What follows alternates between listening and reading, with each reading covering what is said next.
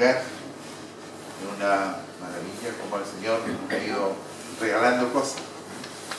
Yo meditaba ayer, primero tuvimos la oportunidad de hacer nuestras liturgias en Bernita, después tuvimos la alegría de poder tener nuestras misas y liturgias en el santuario, que es un anhelo muy esperado para muchos que pudiera construir ese santuario.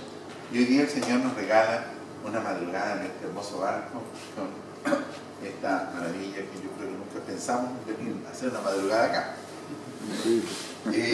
Por lo tanto, siempre Santa Monja Santino es un grupo muy querido por el Señor, que está siempre dispuesto a regalarnos cosas nuevas y a regalonearnos. Respecto a la lectura del día de hoy, quisiera referirme un poco a la primera lectura.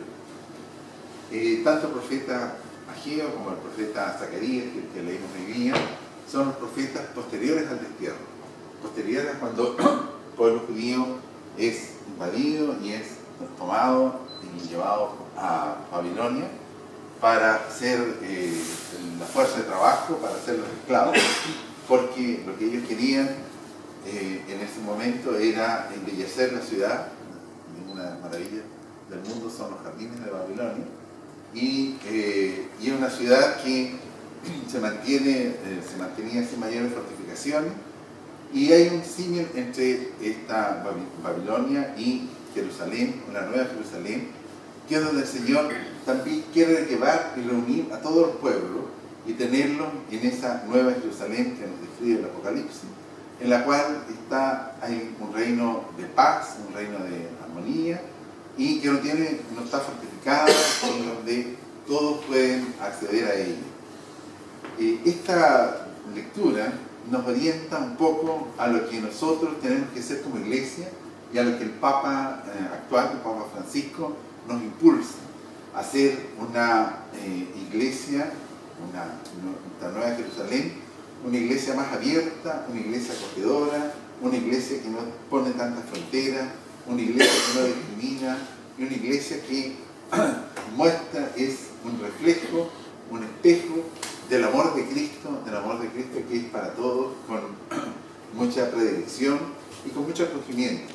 Nosotros tuvimos mucho tiempo en la iglesia que era muy restrictiva, que tenía muchas divisiones, y hoy la visión, la mirada es a esta nueva iglesia, a esta nueva forma de hacer iglesia, y que se complementa un poco con esto de esta primera lectura, en la cual es la Jerusalén que Jesús, que el Señor ha pensado para nosotros, para que todo el pueblo se pueda congregar, unir en torno a Él, a este Señor que quiere habitar en medio de nosotros, que quiere estar en medio de su pueblo, y en eso se refería el Salmo que leímos. Entonces, nuestra primera meditación hoy día es cómo nosotros tenemos que ir transformando nuestro corazón, nuestra actitud, para ser estos habitantes de esta ciudad acogedora, de esta iglesia acogedora, de esta iglesia que va en busca del hermano, de esta iglesia que está dispuesta a aceptar, a acoger y a tener una mano amiga y fraternal con los demás hermanos nuestros, de modo de poder formar esta comunidad en torno al Señor. Después, si ustedes se fijan en el Evangelio, parece una cosa bastante difícil. El Señor empieza una época de predicación, los 3 años, y en el Evangelio la primera frase dice: todos estaban admirados de las cosas que hacía. Indudablemente, y en una parte del Evangelio dice: nadie hablaba con la autoridad que él hablaba, nadie ha hecho los milagros enormes que Jesús hizo, ¿ya? Y parece tan contradictorio y tan difícil ver que como el culmen de esto, el final de esto, es esta cosa terrible que él anuncia a Jesús, porque esta es la segunda vez que les anuncia a Jesús a los discípulos de que va a ser entregado, va a ser juzgado y va a ser muerto finalmente, y va a resucitar, ¿ya? La primera vez cuando lo hizo, Pedro, ¿se acuerdan? Se espantó, ¿no? Así de ser.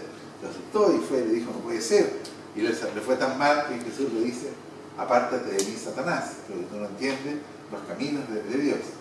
Y esta segunda vez, como le había ido tan mal a Pedro, ya nadie se atrevía a preguntar. Todos escucharon, y el Evangelio dice que no entendían mucho esto.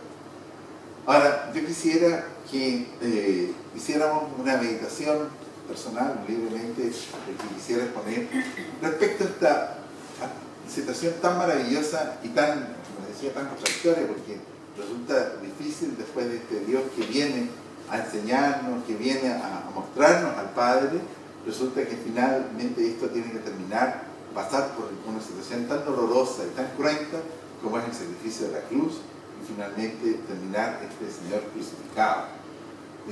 Pero es la manifestación más grande del amor, de la entrega, del amor de Dios por cada uno de nosotros, que no duda en entregar a su único Hijo para que sea sacrificado para la salvación de todos nosotros y el perdón de nuestros pecados. Como nosotros, la reflexión que quisiera, previsiblemente seguro quisiera hacerlo, es cómo vemos esto, esta situación tan especial de la manifestación del amor de Dios para cada uno de nosotros en este aspecto que es la crucifixión. En el fondo la pregunta es, ¿qué significa para mí la crucifixión? ¿Cómo yo veo esta situación en la cual Cristo se entrega por mí? ¿Y cómo yo puedo palpar en mi vida el amor de Dios en cada uno de mis actos, en cada una de mis acciones? ¿Y cómo yo respondo a este enorme sacrificio que el Señor ha hecho por cada uno de nosotros? No sé si alguno quiere hacer alguna meditación respecto a esto. ¿Sí? Yo creo que ese punto que tú tocas ahora ha sido uno de los puntos especialmente difíciles para mí de entender. Me costó mucho tiempo entender por qué Dios, el Padre, necesitaba un sacrificio tan cruento para poder perdonarnos. Cuando Él es todopoderoso, ¿por qué necesita que su Hijo sea crucificado, sea torturado, sea destrozado? ¿Qué necesidad tenía de eso? Me da la impresión de repente, incluso en algunos momentos de reflexión, yo decía, pero eso es cruel. ¿Por qué nuestro Padre es cruel?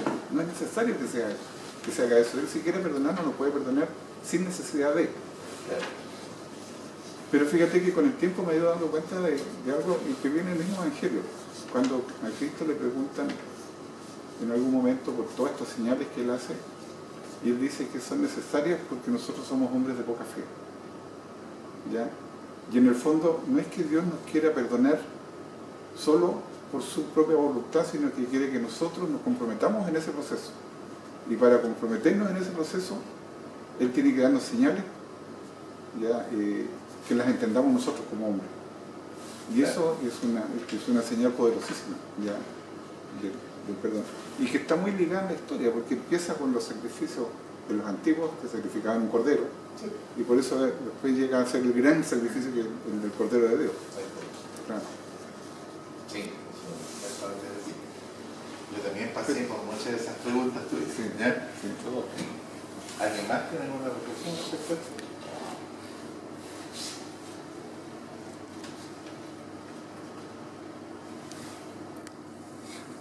Estamos mucho al respecto. A modo sí. de resumen, me da la impresión que realmente Dios Padre nos dice que debemos hacer ciertos tipos de sacrificios para dejar esta vida terrenal y entregarnos a una vida más espiritual.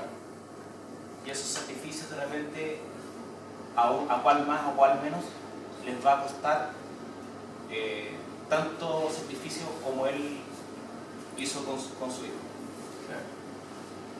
Claro, correcto. Bueno, no nos olvidemos que la cruz es nuestra vía de salvación, sí. ¿Ya? Y por esa vía nosotros todos ingresamos al cielo, ¿ya? Y nuestra cruz es la forma como nosotros podemos asociarnos a esta obra redentora del Señor. Y bueno, no sé si hay una otra reflexión más al respecto. A veces cuando uno está pasando problemas o está en momentos difíciles, los últimos, por ejemplo, 2 meses para mí han sido complicadísimos, te sentí en el suelo, te sentí en el fondo, estáis mal y de repente se te alumbra algo por ahí y dices, ¿cómo voy a estar tan mal si lo que me está pasando a mí en verdad es tan pequeño con respecto a lo que Cristo hizo por nosotros? Que vino, bajó y vino a morir en la cruz. Vino a veces con 2 o 3 problemas, se muere, se al suelo. Bueno, quisiera terminar con dos reflexiones. Ayer, el santo que se conmemoraba era San Vicente de Paul. San Vicente de Paul fue un hombre que vio a Cristo en los pobres, ¿ya? Y se entregó como esta cosa a los pobres, ¿ya? Una de las cosas que uno puede ver en la cruz, ver al pobre, o sea, Cristo murió como el esclavo más indigno. ¿Ustedes saben eso? O sea, la crucifixión y la muerte que tuvo Cristo se la daban a las personas de más baja categoría, ¿ya? De hecho, por ejemplo, en la parte San Pablo, cuando lo van a citar, invoca su condición de ciudadano romano, entonces tenía cierto privilegio y no lo podían hacer determinadas cosas, ¿ya? Pero Cristo no invoca ninguna condición, entonces sufre las condiciones más miserables. De hecho, Cristo murió desnudo, entonces ustedes saben, y una situación cruenta y dolorosa, y después, bueno, Cristo murió, pero por toda la situación anterior que tuvo, y que incluso Pilato se admira cuando Cristo está vivo después de los azotes, porque la mayoría moría desangrado por la cantidad de azotes que les daban y el sangramiento que tenían. Pilato se admira. Bueno, pero la muerte final de esto era por asfixia, porque rompieron la pierna a los otros dos ladrones y morían por asfixia. Bueno, entonces a mí me sirve eso, por ejemplo, yo miro a la cruz y puedo ver en la cruz al pobre, porque Cristo se hizo igual, semejante al pobre. Una de las cosas que decía San Vicente Pola en sus lecturas de ayer era que nosotros normalmente tenemos aversión con el pobre, nos cuesta ver a Cristo en el pobre, ¿ya? Y la cruz, a mí por lo menos en lo personal, me ayuda.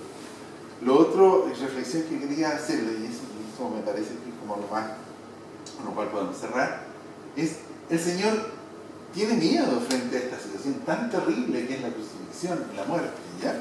Incluso le pide al Padre si puede apartar ese cáliz, ¿ya? Pero finalmente tiene una respuesta que es la que nosotros deberíamos tener: hágase tu voluntad. Como tú decías, frente a situaciones difíciles que nos toca vivir, hágase tu voluntad y danos la fuerza para poder soportar esas cruces, esas situaciones difíciles que el Señor, que Dios nos manda para superarnos en nuestra vida espiritual. Pero yo quiero terminar. El Señor se lanza en esta situación y dice: para esto he venido, ¿ya? Y va y da toda su vida y sufre toda esta situación tan cruenta, pensando, y eso quiero que les quede, pensando en cada uno de nosotros, por la salvación de cada uno de nosotros. Entonces, ese es un amor, una entrega muy grande de Dios por cada uno de nosotros. Es un regalo enorme que Dios nos hace a cada uno de nosotros, y no podremos tener muchas situaciones difíciles, podremos tener situaciones que a veces no podamos entender, pero el pensar en este amor tan gratuito y en esta entrega tan grande que el Señor hace por cada uno de nosotros, debe confrontarnos, y a la vez debe ser una forma en la cual nosotros debemos sentirnos más comprometidos en el seguimiento de este Señor. Bien, le vamos a pedir a la Virgen Santísima, nuestra Pater, que siempre nos acompaña, que siempre está con nosotros, que interceda ante Dios para que nosotros podamos descubrir, porque realmente es una etapa, descubrir cada vez con mayor profundidad este amor tan predilecto y tan intenso que Dios siente por cada uno de nosotros, y también que nosotros podamos ir correspondiendo con nuestra vida de fe a este amor que el Señor ha depositado en cada uno de nosotros. Al Señor sea el honor y la gloria por los siglos de los siglos. Amén. Profesamos nuestra fe, la ponemos. Creo en el Padre Todopoderoso, Creador del cielo y de la tierra, creo en Jesucristo, su único Hijo nuestro Señor, que fue concebido por obra y gracia del Espíritu Santo, nació de Santa María Virgen, padeció bajo el poder de Poncio Pilatos, fue crucificado, muerto y sepultado, descendió a los infiernos, y al tercer día resucitó entre los muertos, subió a los cielos y está sentado a la derecha del Padre Todopoderoso. Y desde allí ha de venir a juzgar a los vivos y a los muertos. Creo en el Espíritu Santo, en la Santa Iglesia Católica, en la comunión de los santos, en el perdón de los pecados, y en la vida de los muertos y en la vida eterna. Amén.